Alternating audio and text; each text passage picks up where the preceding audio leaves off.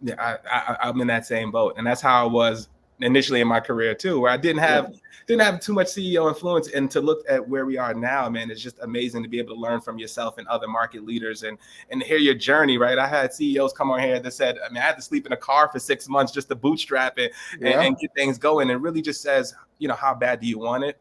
And I think that's the main difference. And I think I'm the same way with like you, man. I love solving problems. I love helping people. And that's why I love sales versus the marketing. Shout out to Maggie, because I know I'm over there. Shout out to Maggie. But that's what I love about the customer journey, man. So like when it comes to, we talked about this for everybody that's listening right now. We had a conversation about Bob Myers, who's the GM of the Golden State Warriors. And you made a comment about, it's a difficult job and, living with those decisions that you make for the business, right?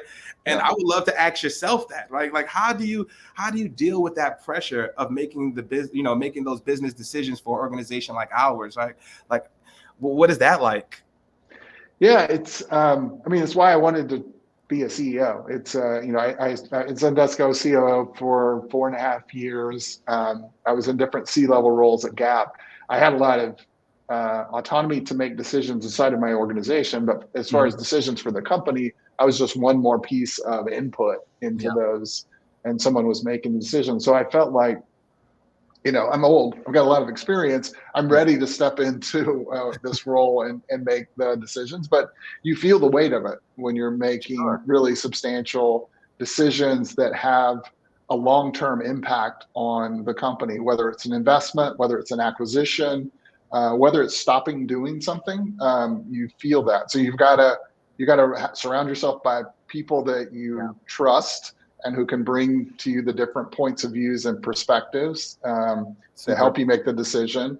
And then you got to make the decision. You got to own the decision. And then how that decision plays out, it may be 6 months, it may be 2 years. And then you've got to be open to what you learn from it. Like, what does the data say about that decision? And then, continue to adjust. If you're singularly minded and you don't want to learn and you just want to defend the decision, whether it's working or not, you're not going to learn, and you're going to make the bad decision or the wrong decision in the same way over and over again. So you've got to be humble enough to listen to what worked and didn't work in the decision, to take the criticism and then to apply that learning so that you're making a better decision next time. And that was what you and I were talking about with Bob Myers. Think about the decisions that you're making as a general manager of an NBA basketball team. Bob Myers is the GM for the Warriors.